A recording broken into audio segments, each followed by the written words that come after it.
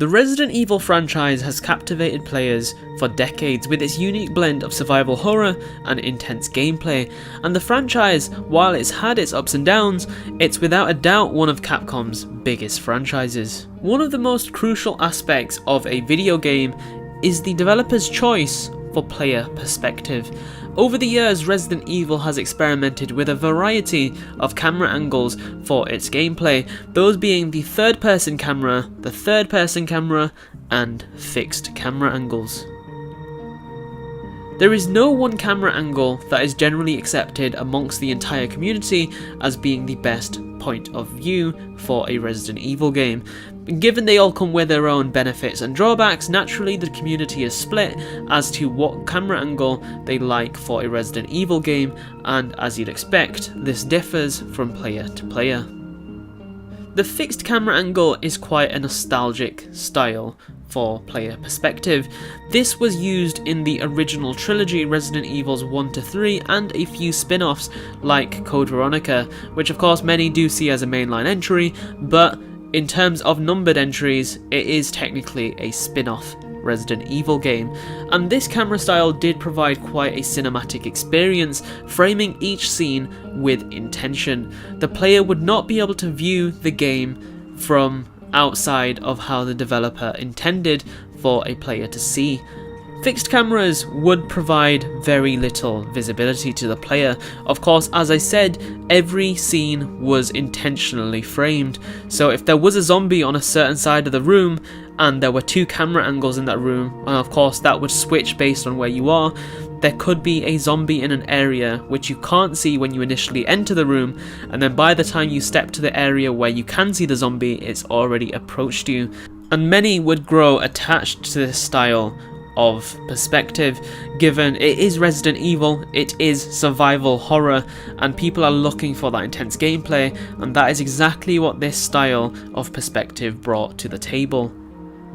Fixed camera angles would also emphasize that sense of exploration and puzzle solving, as you would have to use caution and instincts when you couldn't see specific areas of a given room. And of course, once again, this just adds to that sense of vulnerability and scare factor. One of the main drawbacks of fixed camera angles was the way the player was controlled, and of course this is once again a split area in the community. Not everyone likes tank controls, but not everyone hates them either, as of course they did bring about their own style and experience, as it was a bit of a puzzle type control system where once you learned it, it was amazing, it was fine, you could really work with that control style. But many, especially nowadays, if they go back to an older Resident Evil game after playing the newer ones, then a lot of them do find the control style very frustrating, as it is hard to get to grips with, given it's not as intuitive as what we use today, or at least what we generally use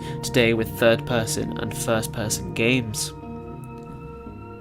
Next up, we have the third-person camera. This was introduced in Resident Evil 4, and it provided a balanced view that provided a broader up-close perspective, not quite fully up in the player, where of course we have the first-person camera, but it was just behind the player. In games like Resident Evil 4, 5, 6, and of course other games were inspired by it, like Gears of War, took a big inspiration from Resident Evil 4's gameplay style, and it provided that visual connection to the character and their actions that the other camera angles just simply aren't able to provide, as of course fixed camera angle is a bit far from the player, and it's as though you're watching a CCTV camera, and then you have first person where yes, you are literally the character, but you're not able to visually see what their entire movement is. If they jump over a barricade, in first person you just see their hands and maybe their legs shoot over, whereas in third person you have that full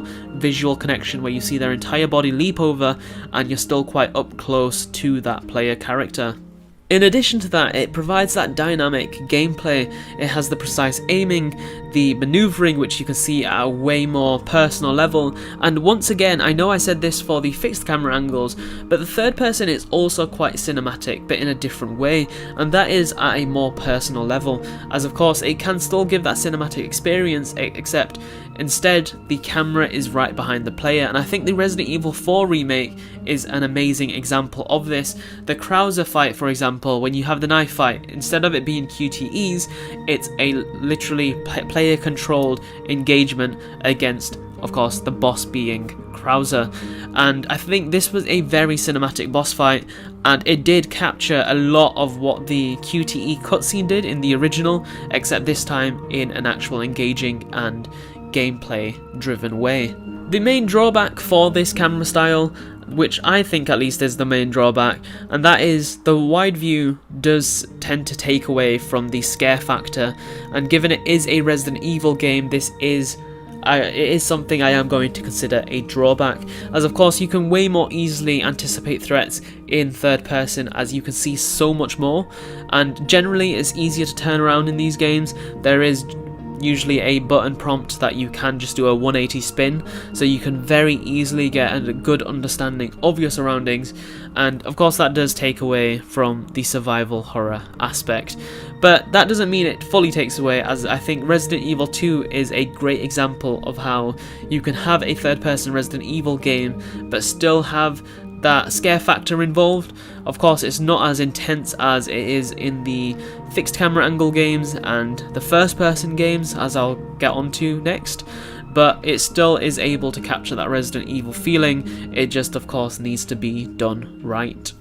And last but not least, we have the first person camera. Funnily enough, this was actually supposed to be the planned point of view for Resident Evil 1, but due to resources and of course just the way the development shifted, it did end up being a fixed camera game. But finally in Resident Evil 7, and of course it did follow on to Resident Evil 8, we did get the first person camera angle. And this was, for multiple reasons, the perfect time for them to do so. Of course, on one end, we have Resident Evil was dying from just how Resident Evil 6 was received. The franchise as a whole did start to drop off, and it was reaching its dying legs, and Resident Evil 7 was able to provide that fresh take on the horror genre with this first-person Resident Evil game that was still technically in the universe that we'd grown up with, but it was a bit of a soft reboot, at least leading up until the end of the game, where prior to that you just wouldn't hear much about the events that came before. From a gameplay standpoint, of course, players were able to put themselves into the shoes of the new character, Ethan Winters, so that was a good way of putting the player in a new frame and not of a character that we already know and love, like Leon or Claire or Chris, Jill, so forth. So it was a bit of a smart decision on their part, and of course with a first person camera angle being introduced fresh into the series, there was a plethora of horror tropes and cliches they can throw in there to get the player's heart pumping. So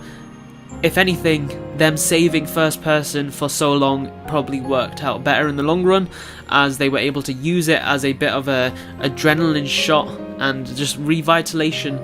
if that's even a word, revitalization. But either way, it pretty much just rejuvenated the entire franchise and brought it back to the top of that survival horror food chain. The first person perspective allowed the player to feel much more immersed into the game and story, and of course enhanced the horror aspect as first person games do. I think being that up close in a character's dynamic does help a lot with what the intentions of the game is. This is even shown through like Call of Duty and Battlefield, where that first person perspective is able to better enhance the grittiness and the brutality of war, as the blood will splat in your face, you'll have grit on your face and all sorts, and if anything brutal happens, like your hands get chopped off or someone's leg gets blown off, you're literally right there looking at everything through the eyes of the player character, and it just makes everything so much more immersive and in your face. And I think this did a massive massive positive for the Resident Evil games, as it was something that it was slacking on, especially in Resident Evil 5 and 6, and of course a little bit in 4. I won't lie, 4 did try to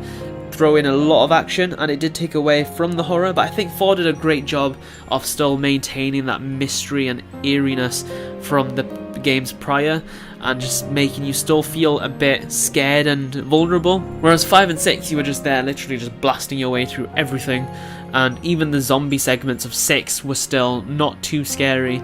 especially given the game was co-op, so you just had someone there with you to once again just reduce that scare factor. And another thing that the first person perspective does is create that intimate connection between the player and their character, and it just overall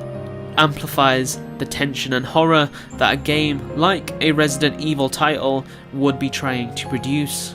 And also with first person games, I think the developers have way more leeway in adding extra attention to detail in the environment, as once again you are quite up close into the character. You're literally just seeing everything through their eyes, making the surroundings and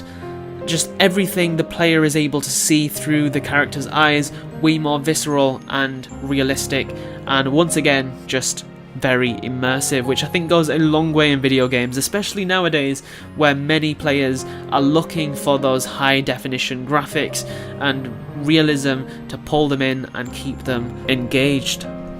However, this does come with a drawback, and that being motion sickness. First person games just in general do tend to trigger motion sickness in a lot of people, as it is quite jarring because you are technically in the eyes of another person. Your body's not moving, but someone else's body is. To be fair, this isn't something that is at the game's fault. This is a human related fault, so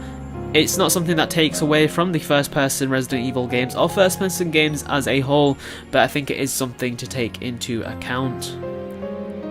Determining which camera is the best is a tricky endeavour, and a lot of it will come from the individual's liking and what they are looking to get from a Resident Evil game. If immersion and horror is their desire specifically, then I think the first person titles, those being of course Resident Evil 7 and 8, I think that would be their preferred choice. If they are looking to seek a balance between control, awareness, immersion and horror, then third person games, or the third person Resident Evil games, may be what they are looking for. And finally, if they are looking for a more nostalgic classic feel with more of a cinematic, deliberate and puzzle orientated experience, then the fixed camera angle games like the original trilogy can provide that for that player.